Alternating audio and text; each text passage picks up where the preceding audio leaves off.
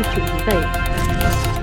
நாட்டின் நிதித்திறனை மேம்படுத்த குறுகிய கால நடவடிக்கையாக நிகர கடன் அல்லது புதிய கடனை குறைக்க அரசாங்கம் உறுதி பூண்டுள்ளது என்று பிரதமர் டாக்டர் ஸ்ரீ அன்வர் இப்ராஹிம் தெரிவித்துள்ளார். 2021-2022 ஆண்டுகளில் மடானி அரசின் கீழ் நாட்டின் கடன் படிப்படியாக குறைந்து வருகின்றது. கடன் சுமை அதிகமாக இருந்தாலும் அரசு மேலும் கடன் வாங்கும் நடவடிக்கையை குறைக்க வேண்டும் என்று அவர் தெரிவித்தார். வங்காளதேசத்தில் உள்ள மலேசிய மாணவர்களின் பாதுகாப்பு விவகாரத்தை விஸ்மா புத்ரா கைவிட்டு விடவில்லை என்று வெளியுறவு அமைச்சர் டாக்டர் ஸ்ரீ முகமது ஹசன் தெரிவித்துள்ளார்.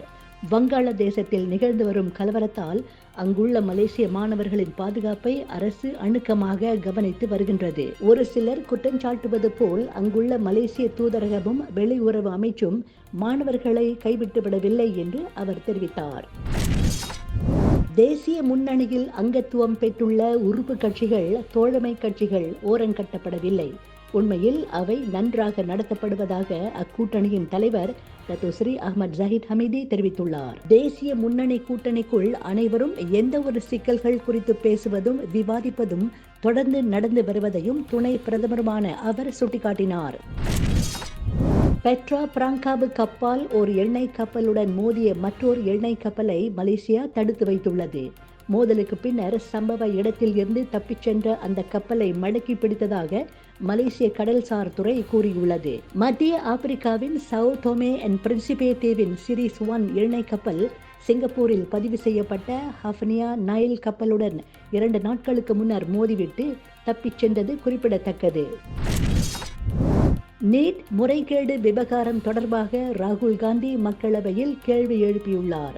பணம் இருந்தால் தேர்வு முடிவுகளை தங்களுக்கு சாதகமாக பெற்றுக்கொள்ள முடியும் என்று மக்கள் கூறுகின்றனர். லட்சக்கணக்கான மாணவர்கள் நீட் தேர்வு முறைகேட்டினால் பாதிக்கப்பட்டுள்ளனர். இந்திய தேர்வு முறையே மிகப்பெரிய மோசடி என்று மக்களவையில் நீட் விவகாரம் குறித்து ராகுல் காந்தி காட்டமாக பேசினார்.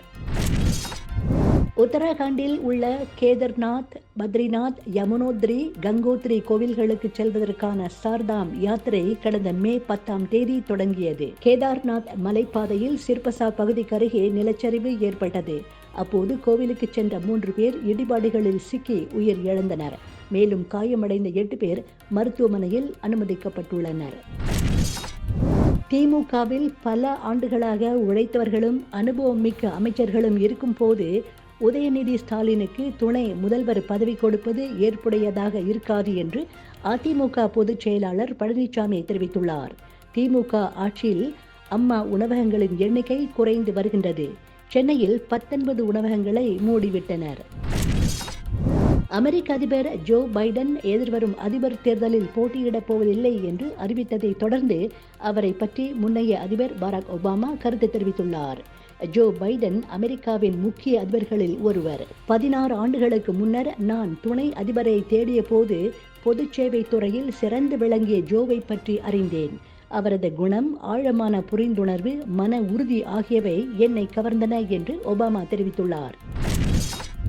சீனாவின் ஷாங்ஜி மாகாணத்தில் பெய்த கனமழையால் அங்குள்ள ஷின்ஜியாங் ஆற்றில் கடும் வெள்ளப்பெருக்கு ஏற்பட்டுள்ளது. இதன் காரணமாக அந்த ஆற்றின் குறுக்கே கட்டப்பட்டிருந்த பாலம் திடீர் என்று இடிந்து விழுந்தது. பரபரப்பான அந்த பாலத்தின் மீது அப்போது 25க்கும் மேற்பட்ட கார்கள், லாரிகள் சென்று கொண்டிருந்தன. இதனால் அந்த வாகனங்களும் ஆற்றின் வெள்ளப்பெருக்கில் அடித்துச் செல்லப்பட்டன. அமெரிக்காவின் பாம் பீச் மிருகக்காட்சி சாலை. சவுத் புளோரிடாவில் உள்ள அந்த மிருகக்காட்சி சாலை விலங்குகளுக்கு பனிக்கட்டிகளை வழங்குகிறது. நீர் நாய்களுக்கு உண்ண உறைய வைக்கப்பட்ட மீன்கள், விளையாட பனிக்கட்டிகள் கொடுக்கப்படுகின்றன. புலிகளுக்கு உறைய வைக்கப்பட்ட மாட்டு எலும்பும் உறைந்த ஆட்டுப்பாலும். வெயிலின் உஷ்ணத்தை தணிக்க இந்த ஏற்பாடு செய்யப்பட்டுள்ளது. அதர்வா நிமிஷா சஜயனின் DNA படப்பிடிப்பு நிறைவடைந்துள்ளதாக படக்குழு கூறியுள்ளது. ஒரு நாள் கூத்து, மான்ஸ்டர், ஃபர்ஹானா படங்களை இயக்கியவர் நெல்சன் வெங்கடேசன். இவர் அடுத்து இயக்கும் படம் DNA. அதர்வா முரளி நாயகனாக நடித்துள்ளார்.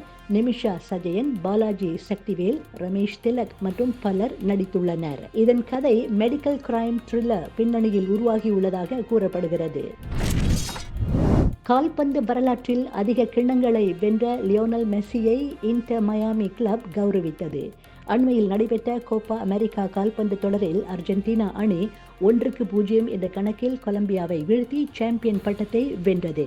இதன் மூலம் கால்பந்து வரலாற்றில் 45 கிண்ணங்களை வென்ற வீரர் என்ற சாதனையை மெஸ்ஸி படைத்துள்ளார். இதுபோன்ற மேலும் செய்திகளுக்கு நம்பிக்கை இணையதளத்தை பாருங்கள். நன்றி, வணக்கம்.